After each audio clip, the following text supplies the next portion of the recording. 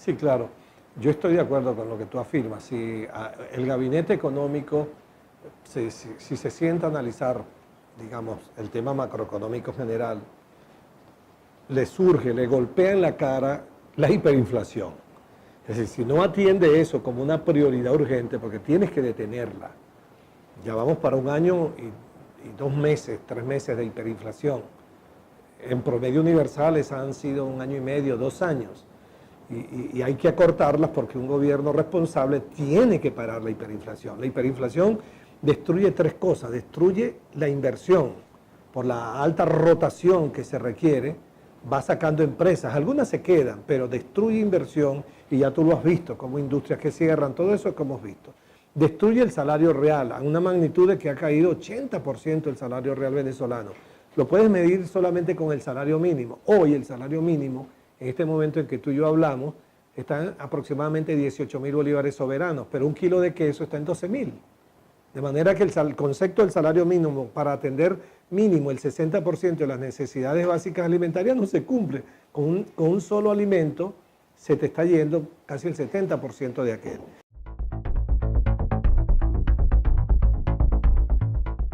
Bueno, básicamente podría ser tres líneas estratégicas centrales. En primer lugar, tú tienes que tener un anclaje, tienes que ir a un anclaje cambiario, tienes que decidir con quién vas a hacer el anclaje cambiario, con qué moneda o con qué cesta de moneda. El error del gobierno del presidente Maduro es que anclaron eso al petro, que es inexistente desde el punto de vista estrictamente del movimiento financiero mundial. Entonces tú tienes que anclar tu tipo de cambio, pero para anclar el tipo de cambio, para sostener el tipo de cambio, tú requieres, esta es la segunda cosa, un nivel adecuado de reservas internacionales. Yo lo estoy colocando en torno a 35.000 millones de dólares, que tienes que buscar, y aquí no valen dogmatismos, aquí no valen pajaritos preñados, tienes que buscarlos en los organismos multilaterales porque nadie te los va a regalar.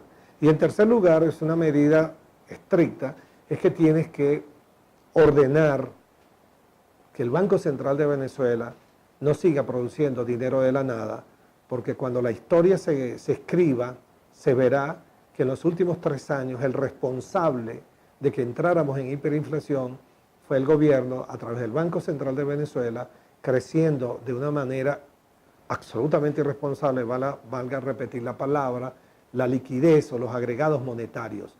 Y para el que no lo entienda, lo pongo en estos términos. La liquidez en un año debería crecer. Creciendo la economía, la liquidez, la emisión de dinero, la cantidad de bolívares en circulación en nuestra economía, la economía venezolana en términos históricos debería crecer 20%. Y ese es un promedio de crecimiento de liquidez estabilizante para un crecimiento económico de 3 puntos del PIB. ¿Cuánto creció en el 2018? 53.000%. ¿Cómo es que puede haber un economista que diga que eso no genera hiperinflación?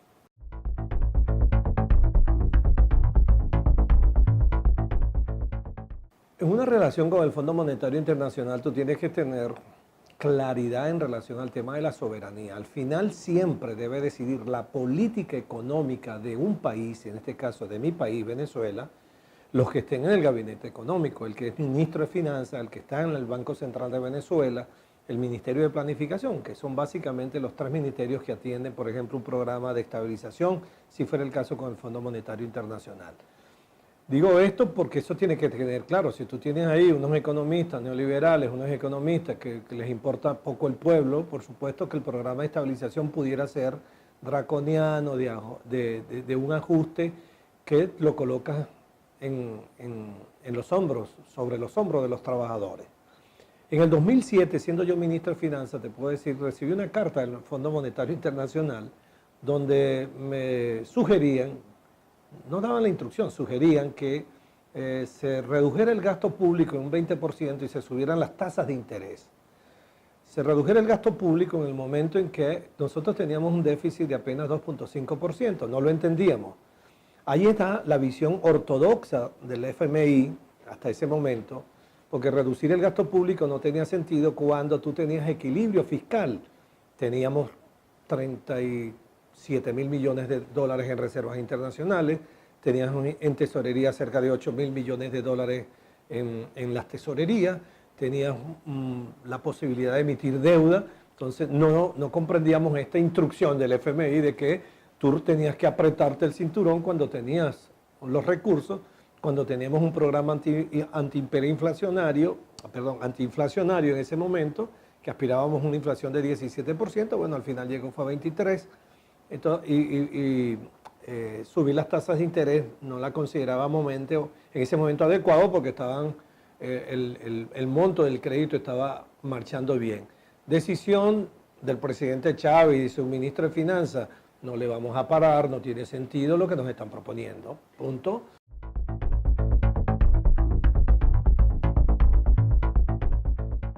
Pero yo lo veo desde la otra autopista, no es lo que me exige el Fondo Monetario Internacional, es el programa que yo le lleve.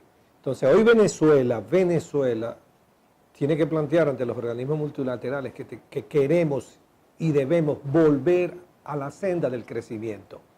Y que para volver a la senda del crecimiento, el programa de estabilización debe apuntar a que el PIB nacional vuelva a crecer, que se nos permita el refinanciamiento de deuda externa, que nos acompañe en el financiamiento de deuda externa y que, por supuesto, el financiamiento del FMI, que apunta a reservas internacionales, que apunta a las reservas internacionales, nos sirva para estabilizar el tipo de cambio, que al mismo tiempo va a ayudarnos a golpear la hiperinflación en el corto plazo, y que los préstamos que nos pueda dar Banco Mundial y Banco Interamericano de Desarrollo sirvan para el programa de crecimiento económico por el lado de todo el pago a infraestructura, que por cierto allí hay un espacio muy libre, importante, que ganar con el Banco Mundial, Banco Interamericano de Desarrollo, porque